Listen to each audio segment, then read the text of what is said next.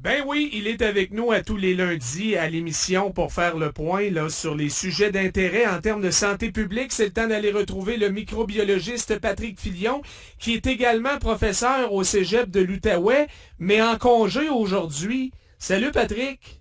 Salut LP. Parce que le Cégep est comme un gros bureau de vote aujourd'hui, c'est fermé.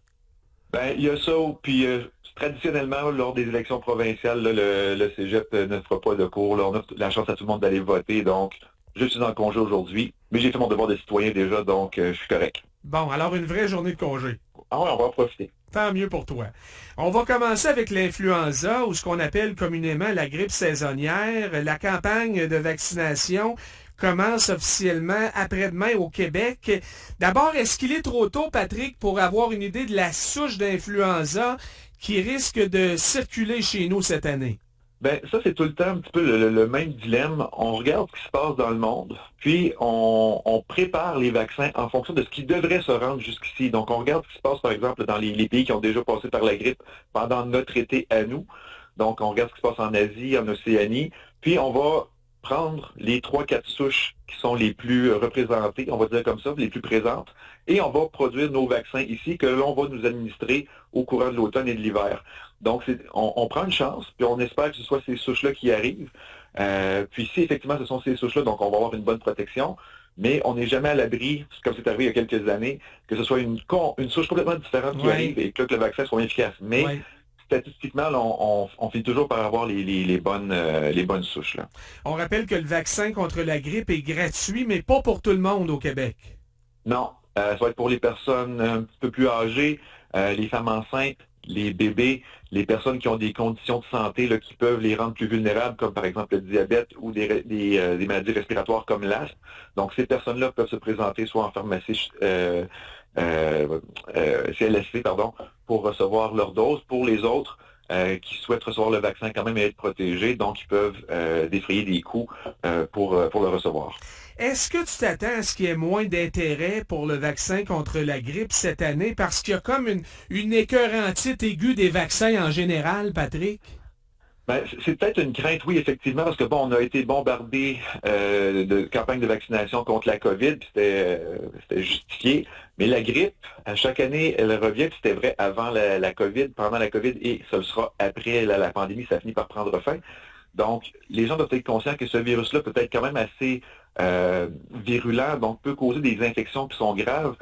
Pour certaines personnes, ça peut être mortel, on se le cachera pas. La grippe là, emporte des gens à chaque année.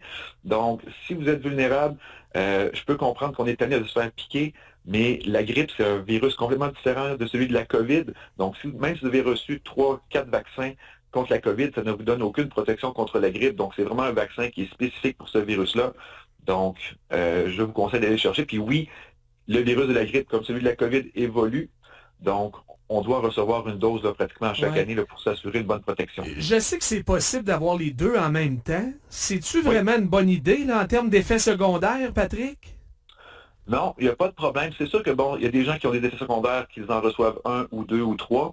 Si on regarde nos bébés, là, les enfants, quand ils en reçoivent 3-4 vaccins différents en même temps, les effets secondaires ne sont pas multipliés par 4, 5, 6.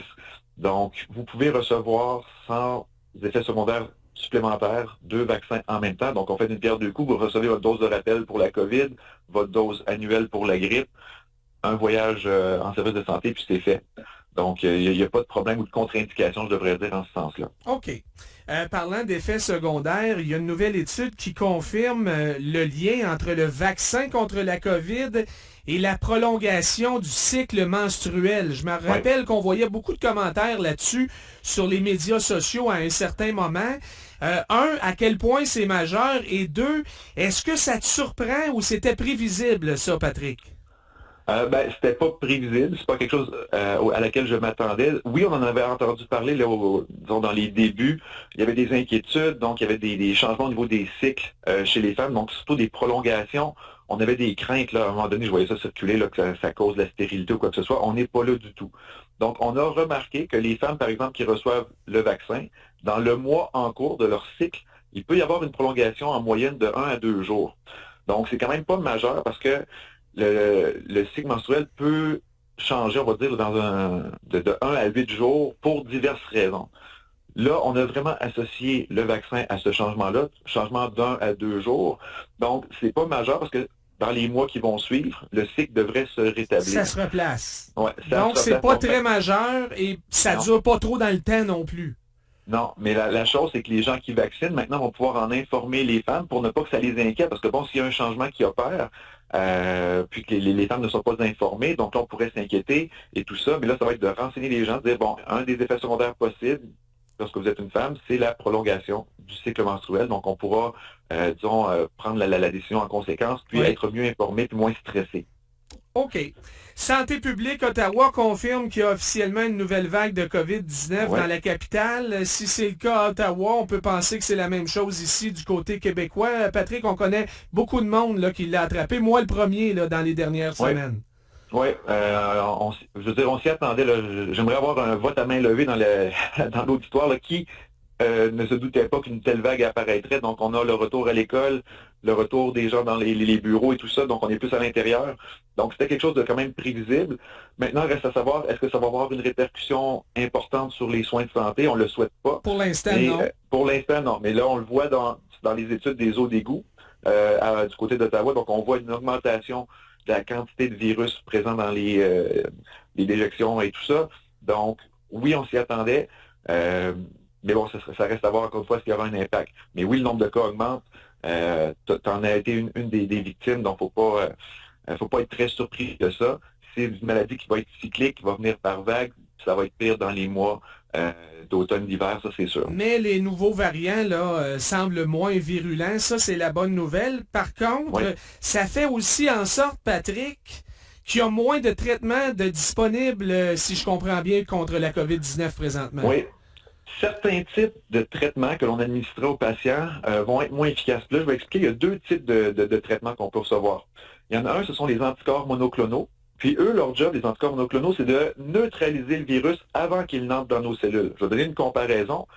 On s'appelle, le virus à sa surface, il a des petites protéines qui servent de clé. Et lorsque le virus s'approche de nos cellules, la clé du virus entre dans nos serrures, puis là, ça lui permet de pénétrer dans nos cellules. Certains médicaments qu'on appelle les anticorps monoclonaux, eux, ce qu'ils vont faire, ils vont gommer, dans le fond, ils vont venir se coller sur la clé du virus, ce qui va l'empêcher d'entrer dans nos cellules.